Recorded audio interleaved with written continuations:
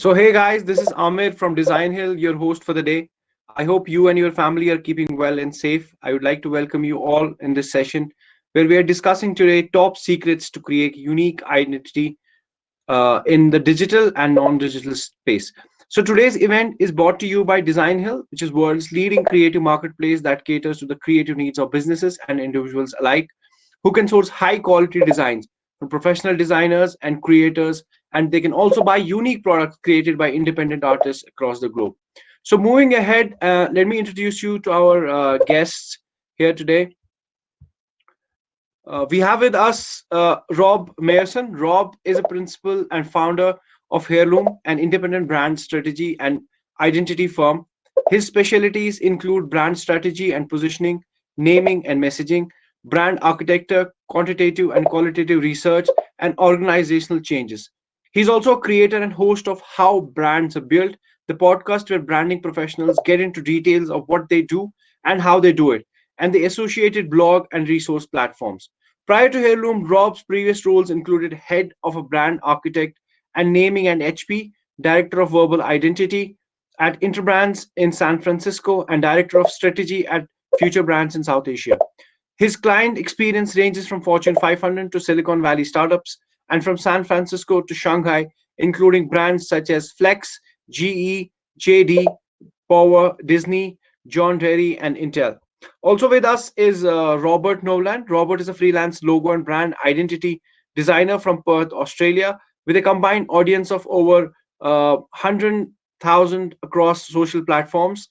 Design and creative has always been a part of his life, and before long, doodling in back of his school books, evolving into a passion for a graphic designer, embarking on a self-taught journey to freelance success.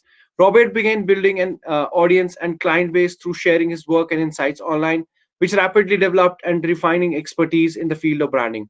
Through these endeavors, Robert was able to quit his part-time work to begin freelancing full-time, and in years since, he has never looked back. So, also with us is Strat Parrott. Strat started his journey before college working for agencies and freelancing as an illustrator and designer. And he has always been a creator with an insight for how things connect with people. So, over the years, working with marketing firms and ad agencies, he developed his experience and has helped students transition into their career in designing and marketing. So Strat's responsibilities have included delivering everything from just a logo to a large scale interactive museum displays and both national and international campaigns. As an entrepreneur and founder, Strat ran operations and creatives of small boutique agencies, growing to 6 million AAR in the first 3 years, which helped him specialize in developing creative teams and innovation strategies using services and experience design principles. In addition, Strat has participated as a mentor to students and entrepreneurs. He is also passionate about international relations, the arts, and education. So, thank you so much, guys, for joining here us today for this session where we'll be going to discuss top secrets to create a unique brand identity. Thanks for having us. Happy to be here. So let me start ahead. Before starting this session, let's give a quick look at what Designhill is all about. Looking to get your boss to remember your name? Head to the world's #1 creative marketplace, Designhill. When my company promoted me to head up our latest real estate development project, I was excited, then anxious, then petrified. How was I going to hire the team, get the designs completed, and design beautiful presentation materials on our lean budget while impressing my bosses, some of whom are still learning my name? Good job, Mitch. My name's Lawrence. That's why I went to Designhill and got the design help I needed that fit within my company's brand guidelines. The process was simple.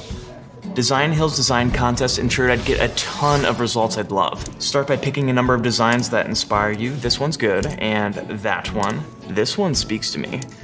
Then share some information about the project. Lastly, pick a package that fits your budget. Do you just want a logo, or do you want it all? Then, boom. I got more than 60 custom design options to choose from, as well as all the other graphic design assets I wanted. And it's all backed by Designhill's 100% money-back guarantee. If I don't find a design I like, I get my money back. You can't lose. Now I have what I need to make a splash in my meetings, with everything from business cards, pamphlets, posters, and more. It's real. Let the world know it's real and build your brand with Designhill.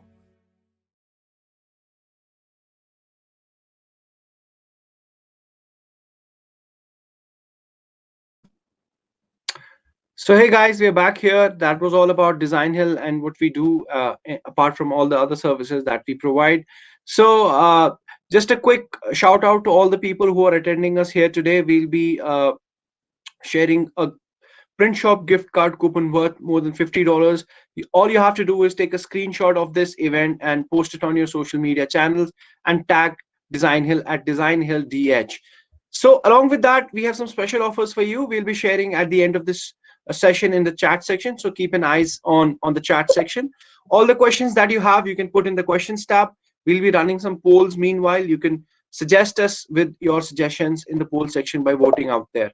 So let's start directly with the question session. And the first one will go to Rob. So, Rob, this one is for you. So, they say a solid brand strategy makes a consumer know what exactly to expect from it.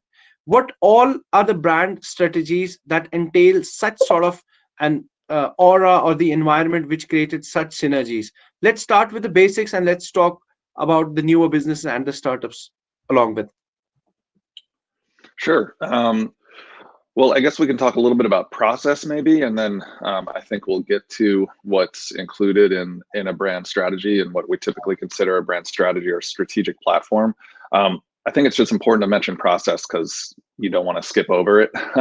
So the first thing it includes is just a lot of what you might call research. You have to sort of do your homework, and that's whether you're a designer doing strategy or a full-time brand strategist. You got to get to know the customers of the brand, get to know the competition so that you can figure out how to differentiate.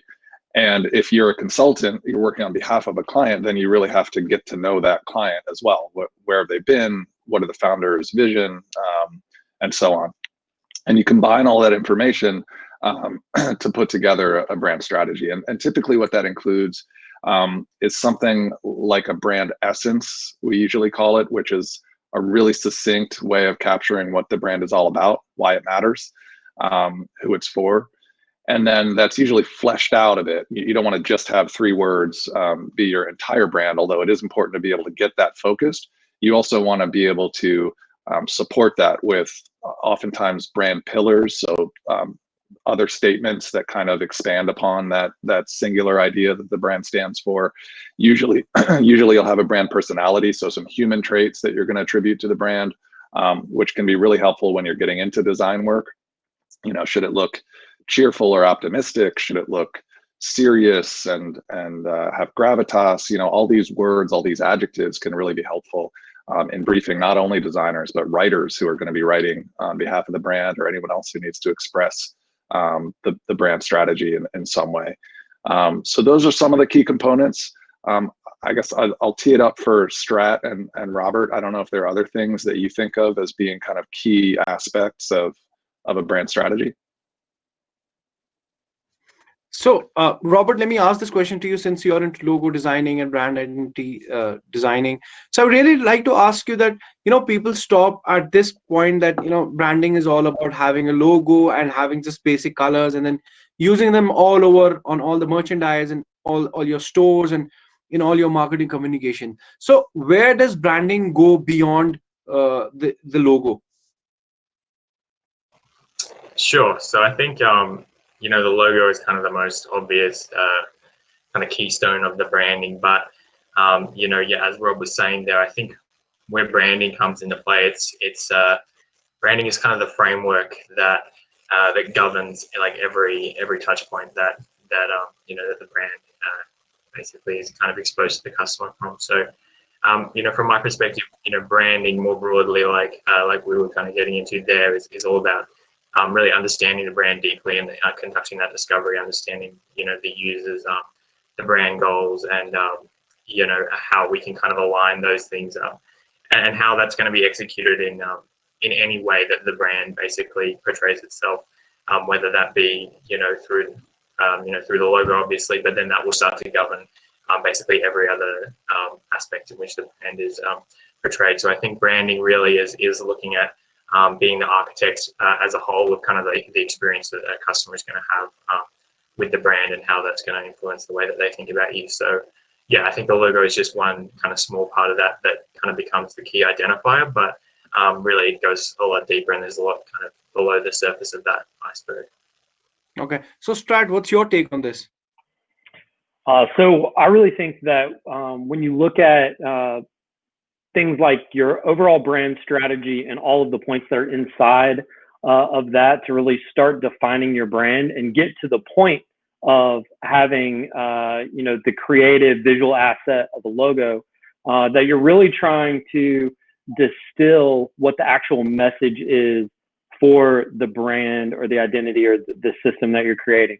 I think that's really important to be able to drive things like brand experience and your overall look and feel. So really helping to develop that brand voice and tone. A lot of that is going to be prevalent when you go through the research process, as Rob had mentioned, and as you work through the different steps in the process to really uncover what it is about a brand that's unique. And that's what makes the overall idea and the overall brand something that's so much stronger than just a digital graphic asset that you get. So this idea of just a logo that often we as designers at all points in our careers are often asked to make, I think mistakenly a little bit, because if there's no story, if there's no messaging behind it, it's just, I have a pet shop, so I want a dog in my logo, but you only sell birds. Does that make sense? It can be something that simple, but I think that overall. Yeah, I was just gonna say, or every other pet shop down the street has the same, dog in the window. If you haven't done the homework, then you might be missing an opportunity to stand out. Yeah, I think that's really key. Is like, what are you actually trying to say, and what makes you different? Like, what it is about you that like you can say that like other brands kind of couldn't or wouldn't say, that really makes you stand apart. Because branding is really all about kind of carving out your own sort of, your own kind of space and who you are. So I think that's really important as well. Strat was talking about that. Sure. So Rob, this question comes from the perspective of interacting with small scale businesses. So there. Did anyone else just lose Ahmed? Okay, well, maybe we can riff a little. First off, Strat, I didn't mean to cut you off. I just thought it'd be great to, to get a little back and forth going. A couple of things that I wanted to comment on. Robert and Strat, you both talked, I thought, really eloquently about the need to go beyond a logo. I think, the story behind the logo is a big part of it, which you were talking about, Strat. But even if you're just looking at design, at visual design, I think it's really important to think in terms of systems. And so much of branding, in my mind, it is about systems. And Robert, you were talking about all the touch points. So it is this massive sort of ecosystem of touch points. And so even just in the realm of visual design, I think the more sophisticated designers that I've worked with, and I'm sure you guys look at not just a logo, but what is the color palette and how is that going to come to life across everything? What is the typography that works, or this set of typefaces or fonts that work for this brand, and how will that spread across everything so that, so that the brand is really recognizable even when you cover that logo up. And designers that can create that kind of distinctiveness, I think are leaps and bounds ahead of even the best, logo designer that creates these really beautiful sort of one-off marks. So Rob, I just want to continue my conversation of having that question for you from the small scale businesses perspective. Yeah. So I wanted to ask you that, small scale businesses, they struggle with this idea of investing on long-term branding and developing a brand in comparison to investing their time and resources more over the promotional and sales stuff, because that's what they find more relevant when they're growing up. So what would you have to say to such brands?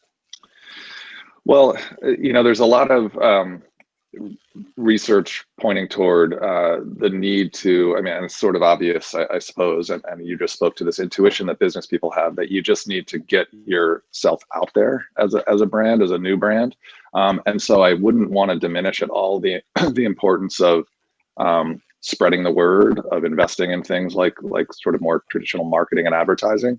I think the key is to make sure that you do the necessary steps of brand strategy and identity design first, but you can do sort of a like a minimal viable brand just to get started. I think you can you don't have to invest years and hundreds of thousands of dollars, as big multinationals might do, to just define a brand. You can get moving pretty quickly, understanding again who you are, who the competition is, who the customer is. If you're a small organization, sometimes that stuff is almost second nature, and so you don't need to do a bunch of interviews or quantitative research with customers. So you can kind of hit the ground running on the strategy, but do get those people, the founders, the first 5 employees, whatever it is, in a room and agree on what is the strategy for this brand. What are we all about? And then get some of those building blocks of an identity together too. You do want to have a name, obviously. You need to figure out what that is to get going. You need to probably have a domain and a website as well for most businesses. And then you probably want to get that visual identity system locked, at least the basic building blocks of a logo, typeface, color palette. You might not need to get into the minutia or sort of the more sophisticated aspects of like imagery, style, and things right at the beginning. Some of those things could flex a little bit, but once you get those basic building blocks down, I think then that's when you move into just pushing it out there and investing in getting your name out there across social media channels, across content creation, whatever makes the most sense for you. I do think you really need to invest in that and hit the ground running hard if you're trying to build a successful brand.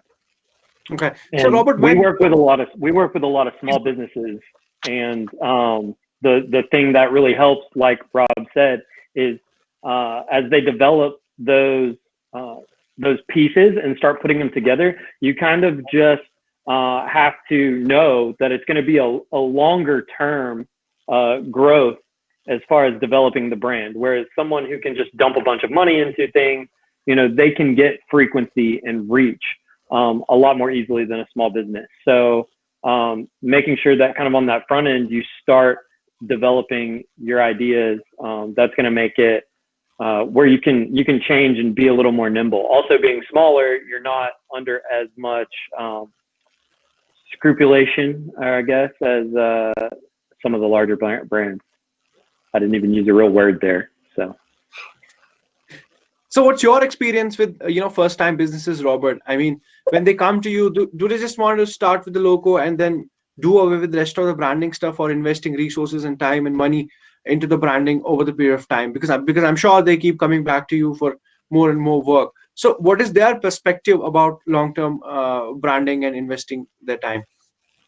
Yeah, well, I mean, it's highly individual. I think that there is often a misconception that it's sort of like, I mean, I try to kind of educate clients through my content and take on clients who understand the value of branding. But I think that sometimes maybe clients are like, oh, we just need a logo, and we'll be fine. Like that is the kind of a bit of a stereotype of like, kind of startup ventures and entrepreneurs and stuff like that. So yeah, I think definitely while you don't necessarily need to go, the whole hog with everything and kind of have this extremely fleshed out design system that covers everything right off the bat, I think that there's a certain level of investment in just figuring out who you are as a brand before you move kind of ahead with anything else that will kind of underlie everything else that you do moving forward, and then you can start to sort of translate that into different areas as you grow. But putting in that effort early on to understand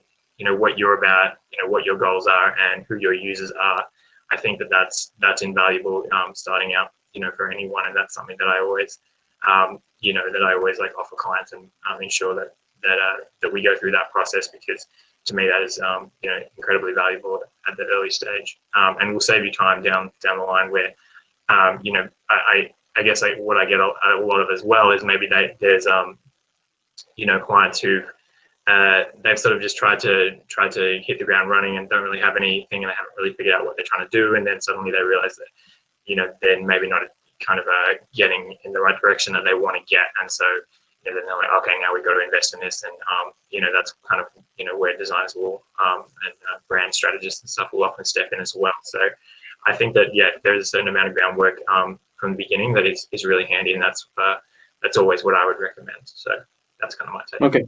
Okay. So Strat, let me ask this question to you that, in today's world, it's very difficult to have a unique selling proposition, which you can make your own positioning statement to go out there and create a unique identity.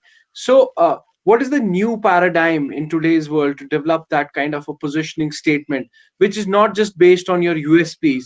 I mean, I just went during my course of studies, I just went through a new sort of an idea which is developing, that it's not about USPs anymore. It's about the how you tell your stories, the premise of your stories. So would you like to add on that? So I think that, yes, there's a big shift right now, especially in this world of talking to people through screens, where authenticity has always been important, but now more so than ever. So focusing on that story as you develop content, and being authentic, I guess, as you develop a brand identity, is really what's going to help differentiate you in your marketplace. Now it's been said that there are no original ideas, and that everything exists somewhere at some point already in the now or in the future. So you've got a lot of things that are in the marketplace that may be similar to something that you're doing. So it really just boils down to like your delivery of either your product or service, and then how you communicate that delivery to your client base or to your audience. So it can kind of go several different ways, whether you're looking at your B2B type messaging, or your business to consumer, or as a lot of case right now with digital stuff, we've got an explosion in direct to consumer marketing. So you've got a lot of startups that are going the route of like quick pop-up e-commerce shops. So how do you build that trust between somebody beyond just having a Facebook ad to, these cool shoes .co website that you don't know anything about, and you're about to click on it and send your credit card information to buy something, right? So I think that a lot of that can be solved through being authentic, connecting people to the brand, much like Designhill does. You're putting people and faces behind the company to the products and services, as well as getting the designers in front of people as well. So it's not just an empty contest that's going out to create, whatever it is that someone has chosen. Sure. So Rob, how do people, cut through the clutter in these competitive times and build that positioning statement where, people perceive them something different and something unique? How do they do it? Well, I guess I want to start by just adding on to what Strat said, a couple of maybe slightly different takes. I think and it relates, Amit, to what you just asked.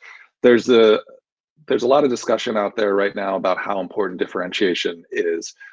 It's a core tenet of brand strategy, going back to certainly like the early 80s when the book Positioning came out, but probably even before that. It's always been a really important aspect of brand strategy. But Byron Sharp's book, How Brands Grow, has sort of challenged that and caused a lot of strategists to ask, is differentiation really important, or is it distinctiveness? Which is funny to me because I never really drew a distinction between those two words. I always used them interchangeably. And to be perfectly frank, some of Sharp's work is a little bit befuddling to me, and I can't tell if that's because I don't agree with it or just because I don't understand it. But I think what he's saying, or I understand what he's saying, to be that differentiation is more that sort of core internal, like we stand for something entirely different. Our products are totally different, maybe more on a functional level, and so a lot of brands probably feel the need to really do and be something entirely different, whereas distinctiveness, frankly, is more superficial. And so it does get back to what Strat was saying of just telling a different story or telling it in a different way. So even if you're selling the same hamburgers as the company down the street, you can have a totally different brand identity, look and feel. You can have a totally different voice, and it can be distinctive enough that you really do stand out. So I just want to make that that comment first. But to your question about how you differentiate, maybe more at a more kind of basic level, I guess I just go back to doing your competitive research and really understanding, first off, who is your competition? I see a lot of two things that I'm sure Strat and Robert see as well. I see clients saying we don't have competition, meaning like we're so unique, nobody's doing exactly what we're doing, and that's never the case.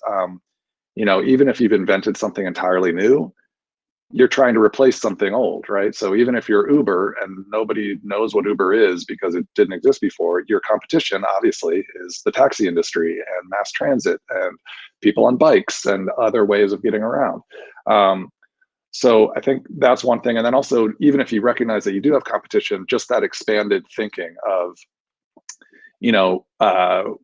again, using hamburgers again, our competition is McDonald's and Burger King because they make hamburgers, but and this is another thing Byron Sharp talks about, obviously anyone who's looking for a hamburger is probably also going to be satisfied with fried chicken or pizza. So your competition is all of those different restaurants, not just the direct, most obvious competition. So I think understanding who your competition is, looking at how they've positioned themselves, really understanding that on a fundamental level and how they're perceived, and then just finding a way to stand out.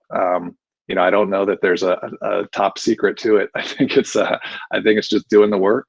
And I was just answering a question over there on the sidebar and saying that a lot of this is trial and error. You need to experiment. So figure out who you are fundamentally and don't deviate from that. Going back to Strat's point about authenticity, you don't want to just invent something whole cloth that's not true. But once you've found your core, get creative and try different things, and see what works and what doesn't. Rob, I do understand when you talk about, selling hamburgers, which are, let's say restricted to a geographical area, and, where we can really develop a unique, distinctive identity about our brand. But what about brands going digital? Specifically, the digital age has been preponed because of this coronavirus situation, brands going digital, the transactions happening over the e-commerce platforms, and the interactions going over the social media platforms. So a lot of it has been shifted online, into the virtual spaces and into the social conversations. So how do brands maintain a distinctive identity when everybody is available on a digital and a social platform? I'll take your opinion on this, and then I'll go to Robert on it.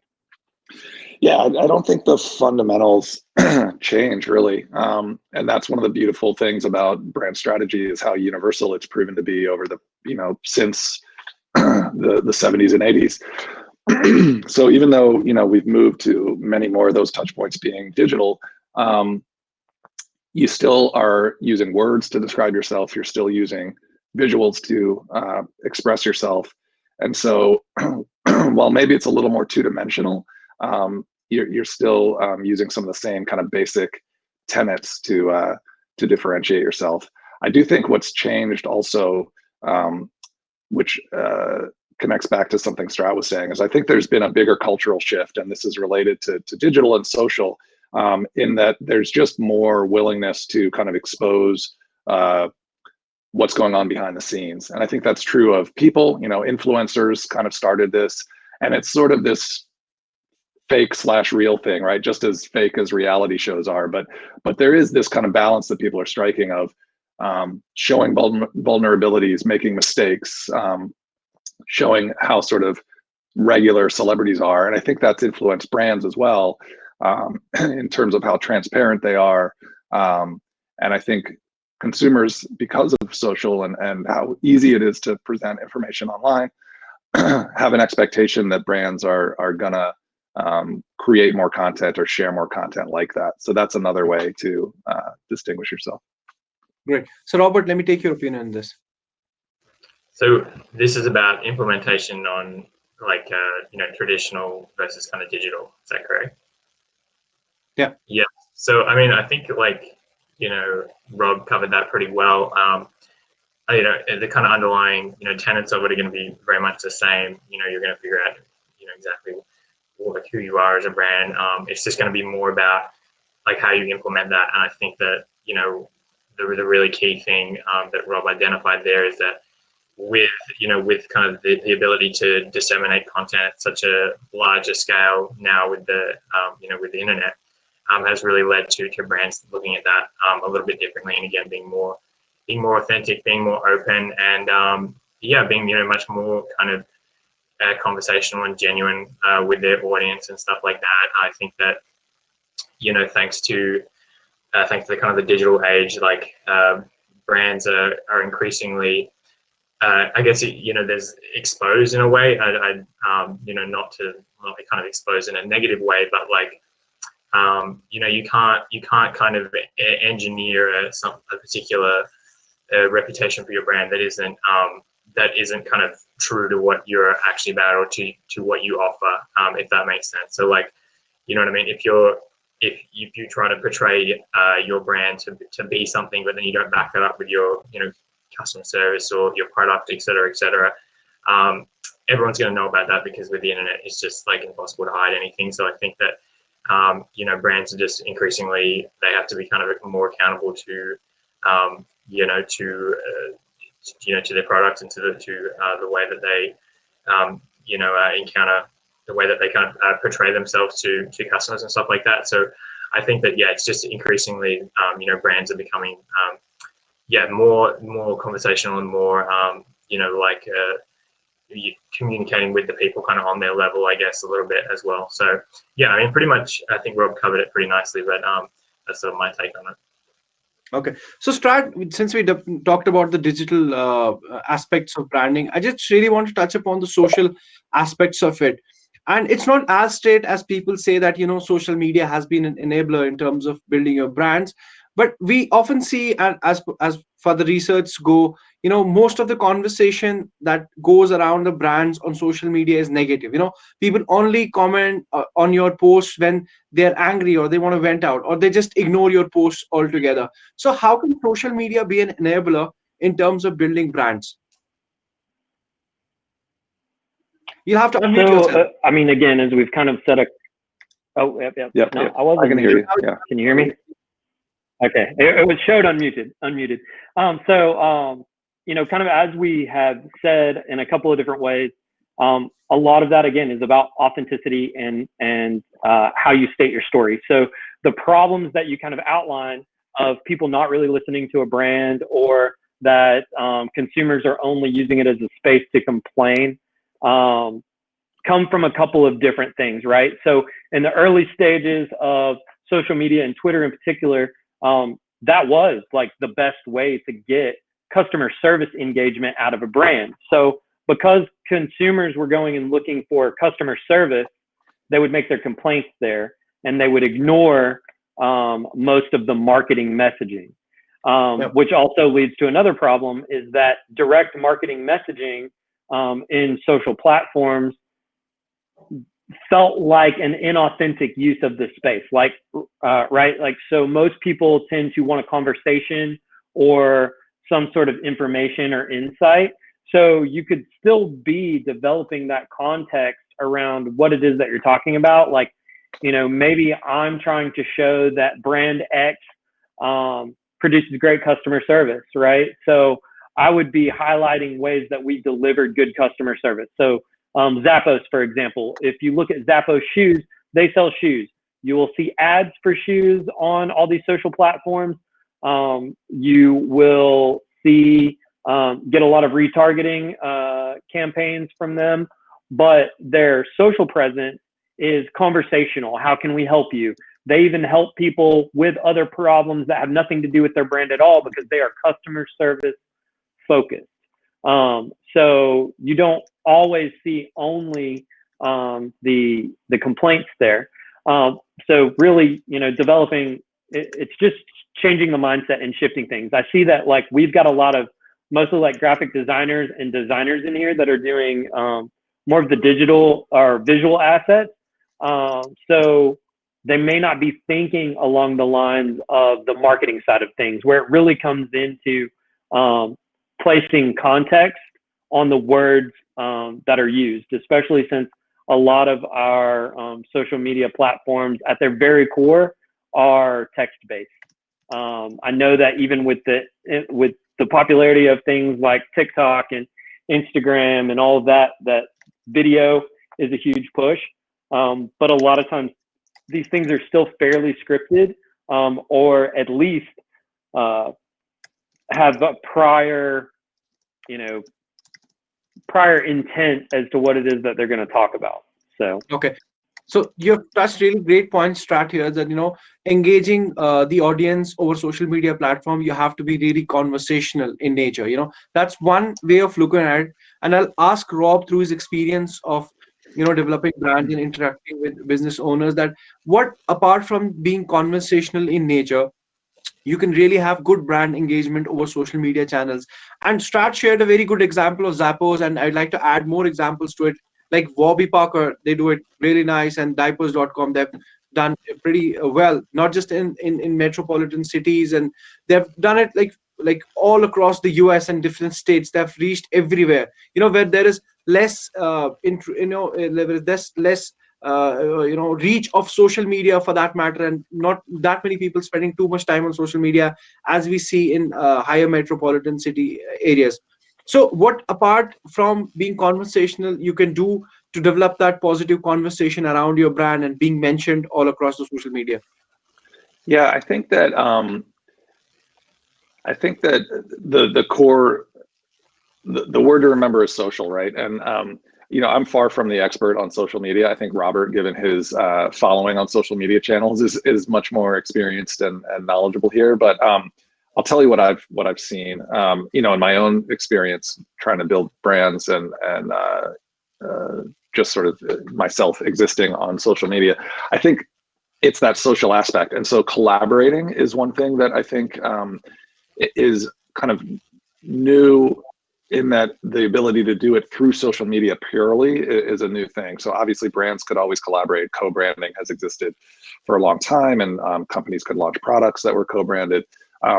But the ability to sort of create social content together online is relatively new. And so that's something that can be done. But I also think just interacting with other brands is interesting. So this can be done, you've shared a couple of ways it can be done in sort of a positive way, where two brands can talk to each other through social, and that can be a really interesting way to gain some attention, especially if you have someone manning your social media channel that's got a good sense of humor and is quick and able to think on their feet.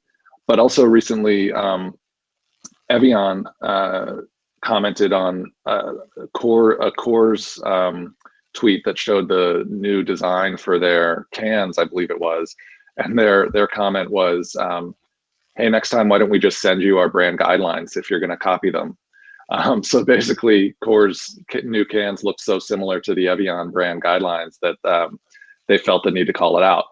That might not always be advisable. That could backfire, obviously, and being negative in that sort of way or snarky is something that you really have to manage carefully and kind of tread lightly on. But I think there's all kinds of opportunities for brands to just interact with each other, interact with their customers in ways that are really engaging and interesting, and will get you some sort of earned media that is maybe not free if you're paying somebody to work on your social media channel, but certainly is a lot different than buying a TV campaign or billboards all over a city. Okay. I'll just So jump in Robert, there real quick. I'd just like to quickly, sum it up what Strat and Rob said. So Strat says it's conversational, and Rob says, it's more of collaborating with brands, and I'm sure he wants to add on that it's about, people do influential marketing also, that they partner with influencers and they ask them to carry the word. So that's also a part of it. So what's your add-on to these things? Like Rob pitched you as an expert on this, so we'd like to hear more points on this subject from you. Sure, and I'll take it, Rob. I think it's interesting, looking at social media and stuff. And I think that part of the reason maybe some brands get negative responses because I think they're really just not thinking in kind of the new way of, of marketing and branding. And I think that a lot of them are still kind of numb to this, to the current environment. And they think that, social media is kind of like a promotional channel and you just say, we're having a sale or, whatever and stuff like that. And that just comes across as, super corporate and particularly younger generations, that just goes, straight past them. They don't, they're just so quick to ignore it. So I think that maybe that's why some brands get negative reception. But I think that, contrary to popular belief, there are a lot of brands when brands do it right, customers are actually respond really positively to that. And I think that, there's good examples of that. Like we've all seen kind of like Wendy's Twitter and stuff like that. And they're just really being very human, you know what I mean? And I think that we like to feel like brands are human. And when they can kind of show that through their kind of online personality, that goes really in their favor. And another thing that I've seen brands do really well that, works for them in terms of social media is, is kind of like content marketing and really thinking about the content they put out, not as kind of promotional, but more of a brand building exercise and actually, seeking to provide some kind of value to the end consumer. Like, I think Chipotle on TikTok and stuff, they're very up to like trend with, what are the kind of trends that everyone's doing, and they're providing content that's actually entertaining and fun to watch. So it doesn't feel like a cheese grater to your skin to like consume this branded content. It's actually really fun and easy and palatable. And, they're thinking about it from the audience's perspective as to how they're going to consume it rather than trying to simply just close in on sales or meet some kind of quota or anything like that. It's really looking at it in the long term. And I think that that's the right way to think about social media more as kind of a branding channel than it is like a sales or marketing platform necessarily. So that's what I've seen brands have a lot of success with in my experience. Okay. So before we go on a short break and take questions from the audience, I'm sure we have a lot of questions lined up here. I really want to ask this question to Strat that, what are the key strategies that a brand can opt, which don't have like small scale businesses or small scale brands which want to make a mark and they don't have high budgets to do that. So what are the sort of strategies that they can opt where they can build their brand over the period of time without having to invest too much into it in terms of the cash resources? So the biggest thing for small businesses and smaller clients to understand, and something that we try and impress upon and educate our clients to, is that you are going to have to invest in one way or another. If you don't have the cash, then you have to invest the time. So the biggest thing that I can say is that, your number one strategy is investing the time to educate yourself on some of the platforms, especially if you're not in a consumer segment or demographic that would use a particular service or means of advertising. So you really have to focus on the front end of what your ideal customer is, where they are, and where they're going to be, so that you're not focusing time on posting on Facebook and spending money on Facebook ads when you're going after Generation Z or whatever, or even the newer groups of young people for your product or service, and they're on TikTok or they're on the new social media channel that you don't have any idea how to use or how to communicate with people on that. And then you have to just like experiment and test and not be scared to have fun with it. That's my opinion for a smaller business. Now that type of luxury of being able to really play with it can kind of fall off the rails when you're looking at something that's a mid-size or larger scale company, because they do have a few more issues probably with compliance and some different things like that. They can still experiment. They may just be able to experiment faster. So what I mean by that is if you have a larger audience already, that you're going to be able to look at things like your analytics and get feedback to make changes on your marketing strategy much more quickly than a small business that may only be getting, a small percentage of click-throughs or a small percentage of interactions. So it may take you a week's worth of data to figure out how you need to change versus a larger company that could, take hours or minutes or whatever. Like in the case of things like Facebook and Instagram, on their marketing scale of things, they can literally in seconds run A/B tests for millions of users, right? Where someone like myself or Robert, if we're individually doing something for one of our podcasts or our individual freelancing, we probably have a much smaller audience. Even under 100,000 people.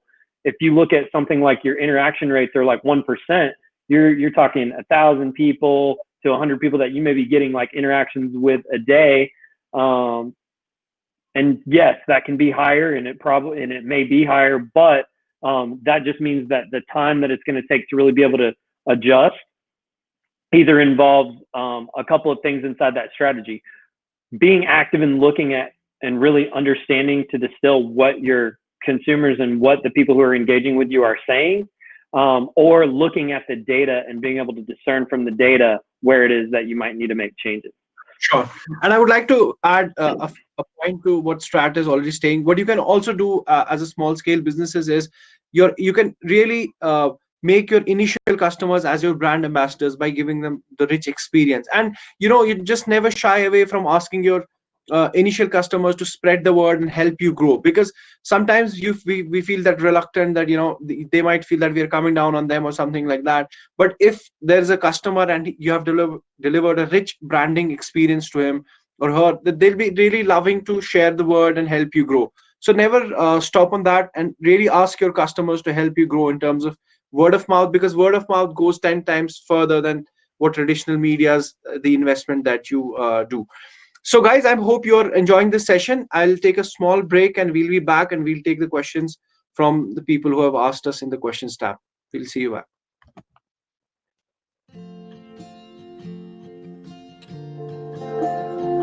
I've always been creative and always been an artist. I've always been creative and always been an artist. And I used to sell them for a quarter on the street.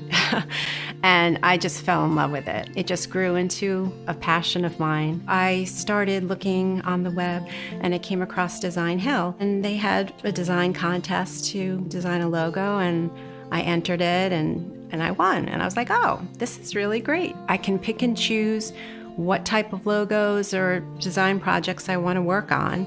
And it allows me to be creative, keep my hands, with my tools and working. So it's kind of nice. It's really easy to use. You can scroll through the projects and there's sections that you could go by. It's really easy. There's a few clients who have come back to use the one-on-one projects. There's one client in particular, she owns a vintage shop, and I designed her logo, and she came back. She needed a design for a flyer, and she really liked the illustrations that I did for her, so she came back a couple of times with projects. I would recommend it, especially if you're a designer that's starting out and you want to learn from other designers, seasoned designers. It's a place to keep in the game and keep using your tools. It makes me feel great, and it kind of confirms that I should be doing this. And I love to see logos that I've designed out, and proud of that. And I think that the clients are so happy that their logo represents what they do and makes them look good. It's a collaboration. It's good for me, and it's definitely good for them.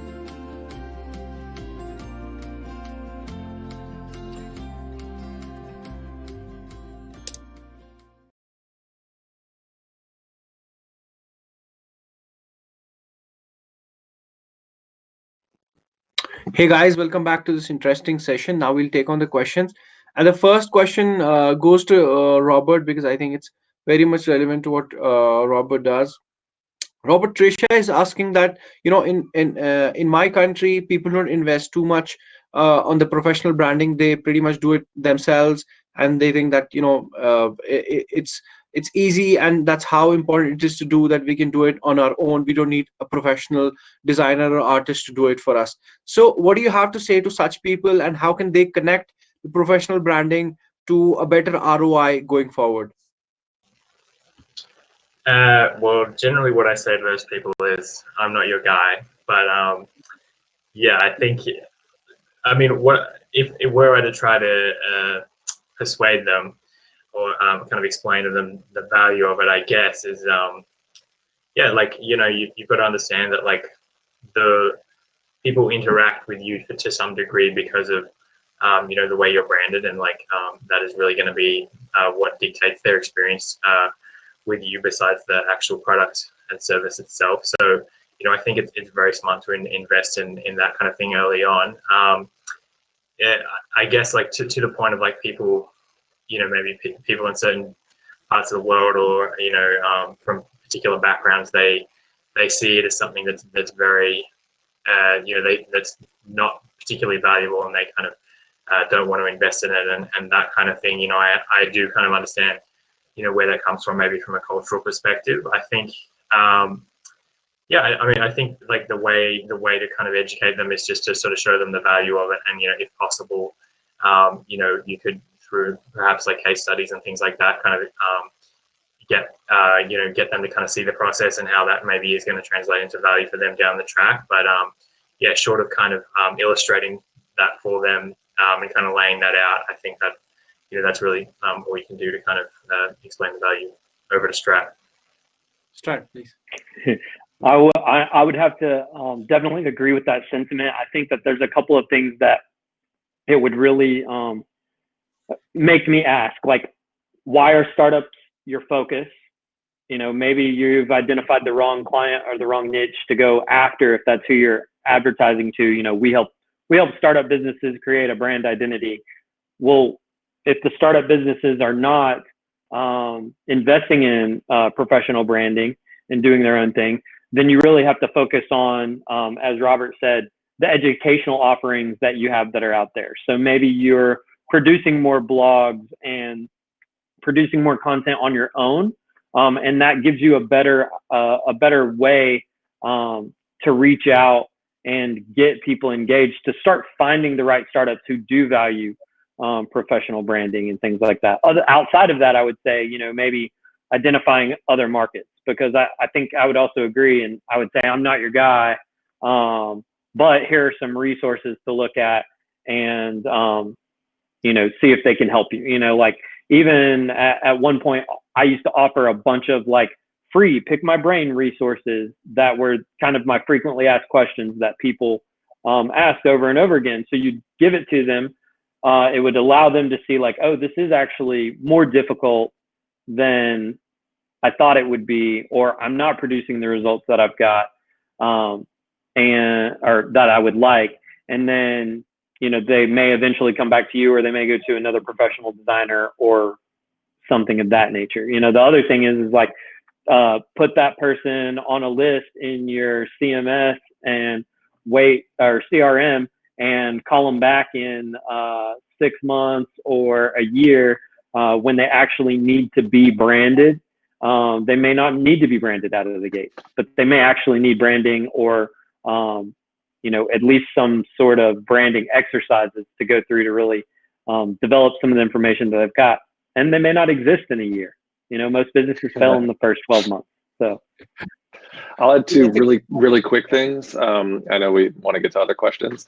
One is, a lot of this content already exists. I just posted a link to some that I've collected, but there are plenty of articles. Obviously the big branding agencies and multinational firms have a vested interest in sort of proving the value of branding. So feel free to steal white papers from them and either use that as input for writing the content Strat was talking about, or if it makes sense, just send that to these companies. Say, look, here's evidence.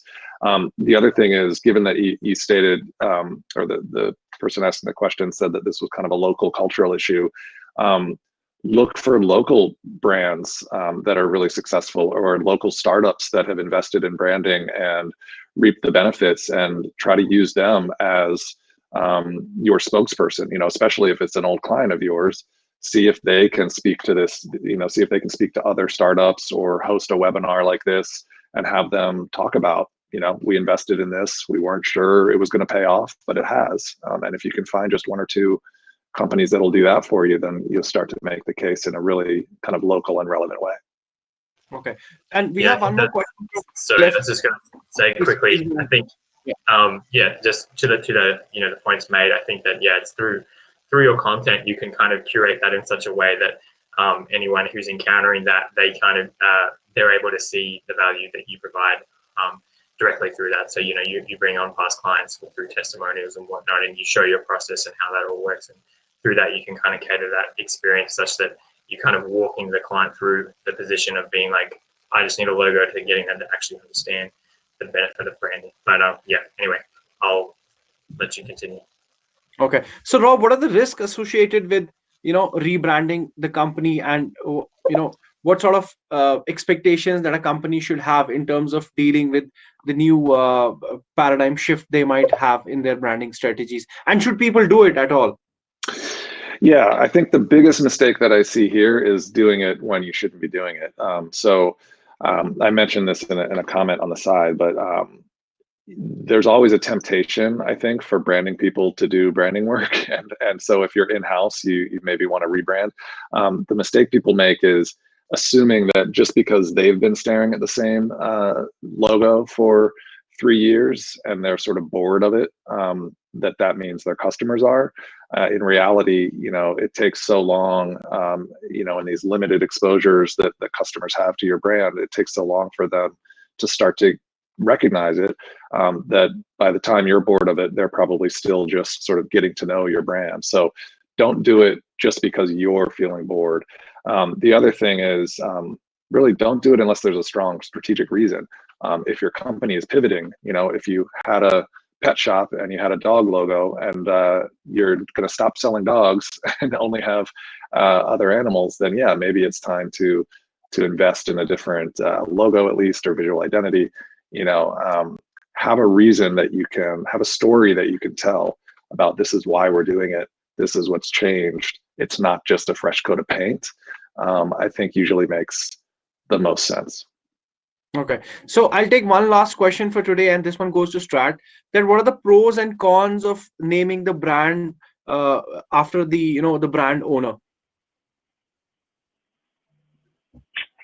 So I mean, a lot of that, I think, and I think actually Rob might be better at talking about this because he is a naming guy, or Rob Meyerson, sorry, is the naming guy. However, as someone who's a big proponent of personal branding, I think it really just depends on what the client themselves are going for or what you as a designer may be going for. So as an individual, I know that all three of us have things under our own nameplates because we are both branding ourselves and our agencies or our, product or service that we have. So a podcast or teaching and educational experiences or whatever. So I think the pros are that you develop personal brand and a personal identity. If that is your goal to be known for a thing, then I think that can work out really well. But you really have to look at what it is that your I guess products, services, and niche are, or how you're developing your own brand.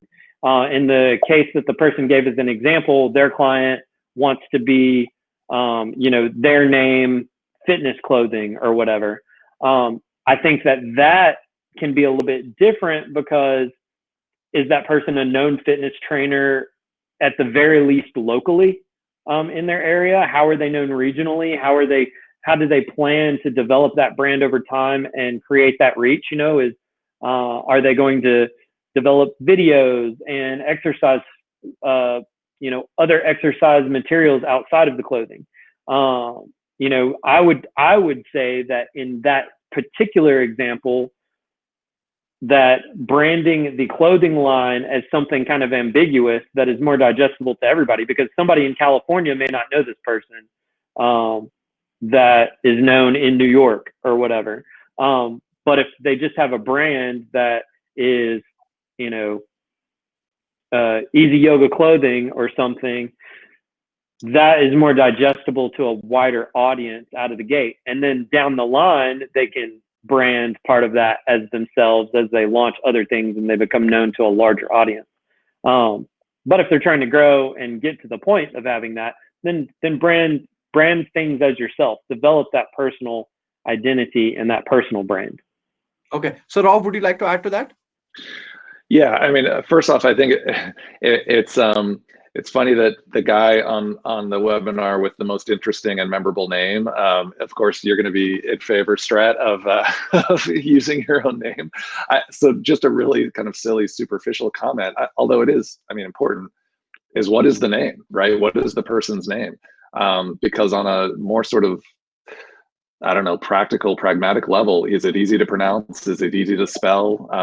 Is it unique? You know, if their name is Smith and everyone in the, you know, in the US has the last name Smith, it's just going to blend in. If it's got 100 consonants in it and nobody can pronounce it, then it's not going to be a great brand name. But maybe on more of a strategic level, a couple of downsides that I just want to mention, because Strat spoke to some of the upsides. And nobody wants to think about this when they're starting a business, obviously, but I think it's important to be aware. So one is that you may want to step away from that business at some point. So I actually have a client in this situation where the company's namesake has since left the company, tried to start a new company under his name, and is now in legal battles with the old company that's still using his name. So, you know, of course, you don't want that to happen. It's unlikely that that would happen, but it is a risk.